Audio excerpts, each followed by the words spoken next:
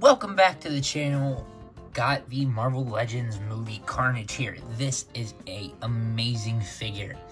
Got this in the mail yesterday from a trade from Instagram, thanks to, I think it's EI Customs. I always want to say IE Customs, I think it's EI. Put his picture here.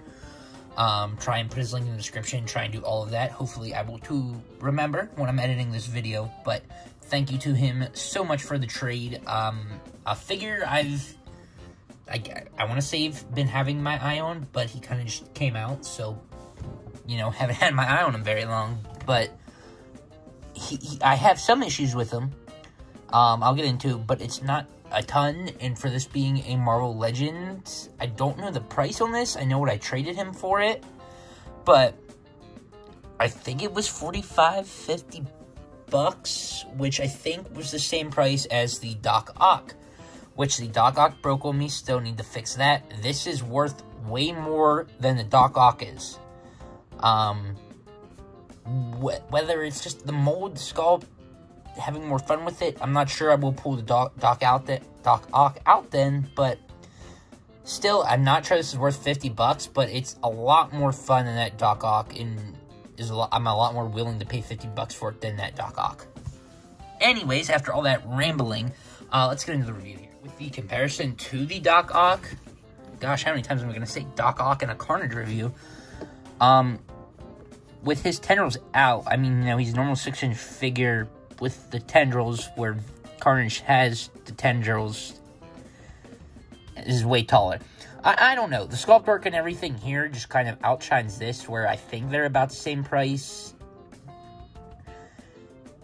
Which I don't know which I'd rather have on my shelf. I love having the Raimi Doc Ock on my shelf. Just, I don't know. This Carnage is very amazing, and I gotta commend Hasbro on that.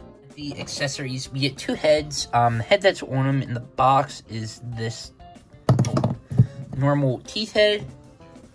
Then we have 2 different hands. Is this an axe, a knife, a sickle, whatever you want to consider this. That does have a hinge here. And then we have this hand here with the giant blade in it, also on a hinge. Onto the figures, or, well, accessories on him. We got 2 open hands, head with the tongue, and the tentacles.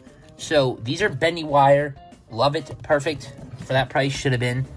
One is a bunch of spikes. One's a dagger. One's more spikes. One's even more spikes. One's another kind of knife dagger thing. So, all kinds of tendrils there. And if I can pull one out, I might have to do that off camera. They're just pegs, and they peg in there. We'll show that. Yeah, they literally just peg in there. No heat, which I don't know. I haven't watched any reviews about this guy or anything, but I don't need heat for that. I don't know if anybody else would. Knowing Hasbro, I can see people needing heat for that, but yeah, they all plug in pretty easily, so pretty surprised. Articulation, of course, bendy wires on the tentacles, but the actual figure, all new sculpt, new mold. Very similar to Venom's, but upsized. Head is a dumbbell joint there. Great articulation there. Kind of wish it was a little bit up, which, you know, I can fix that. Arms go out, 360, swivel, double joints pinless. Hands go in and out. Torso, side to side, back, forward. Has the ball, perfect, love it. Hips, are they drop? No, not drop down. I don't think they're drop down. Forward, back, out, swivel, double joints, pinless. Feet. Okay, so, only thing I think it's missing on articulation is butterfly joints, which, you know, some figures don't need butterfly joints, but I always want to pose his arms back, and it's always the same with, like, Hulk figures or your Iron Man figures, for example. I always want to get their arms back, and you can't do that. I wish you could, but articulation is very good besides that. I just wish it had butterfly joints. Paint. So, out of the box, the paint's good. Didn't mind it much. The red's perfect. The red is so vibrant. It's so good. Stands out so much. I love it so much. Now, on to what you'd think would be black, but is gray. Again, didn't mind it much out of the box, but looking at it, some spots are okay, like here on the torso, but some spots, it's Hasbro, so they're not going to put a ton in. There's just a little bit here on the arms, some here on the arms, some on the hands. That's like it. Here on the legs, I don't think it looks horrible until you get to here, where there's a ton here at the thigh and none here. And I don't know if they did it gray on purpose. I thought it was black in the movie. It's been a little bit since I've seen the movie. Again, I could be wrong. Could just be that I'm thinking of the comic figure. I don't know. Gray really, honestly, doesn't look that bad. But it's just the spots they put it. It's kind of interesting. But, yeah. Not a horrible eyesore, but especially here on the leg, it bothers me. Yeah, but love the red. Another issue I have, I should have mentioned this in the articulation, but the feet. So they can go back the whole way, and they got ankle pivot, but forward, they don't have, like, any forward. Probably can take a chunk out of that if I really wanted to fix that, but there is, like, no forward whatsoever, so trying to get them into some poses, it's a little rough, so there's that too. Size comparisons. Here's a G.I. Joe, Marvel Legends. Let me pull out, well, here's a Black Series. Then, ignore the armor, but a Savage Crucible figure, which these are pretty tall figures too, and he towers over them. Then we got the new Transformers 1. Is it still called Transformers 1 Optimus Prime?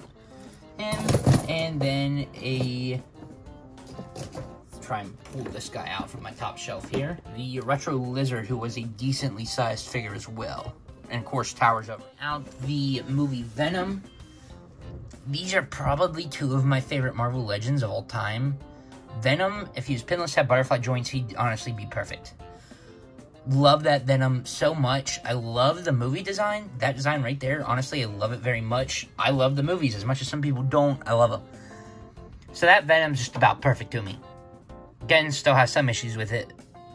And that Carnage is, again, just about perfect too. And I like Carnage in it. So these figures look great together. I'm actually thinking the size is accurate. Carnage was way taller than Venom in the movie. Heads look great together. Definitely going to go very well on the shelf. Yeah, hopefully we get some more. Venom 3 coming out soon. See what that's about. Hopefully can get another movie symbiote, something for the shelf. But yeah, these two are going to look good together. And I honestly don't know which one I prefer more. Got a new Venom coming out. Target exclusive. But this one was amazing when it first came out. It's bulkier. And if you like Venom, but almost everything they did on the Carnage, except maybe the paint, is better. So it's just a matter, I guess, there. But both very good figures. There he is. This is a freaking really good figure. Again, I'm not 100% certain the price since I traded for it. Great deal trading for it. It's such a good figure for Hasbro. Just with what they've been coming out with. Repaints, reuse, bad quality. It just, oh my gosh, it's so freaking good. New mold. Probably won't ever use it again. Who knows? Kind of thought that with the movie Venom, and they use that for comic Venom, which it works. But yeah, it just it's so good that you kind of gotta commend Hasbro when they do that. And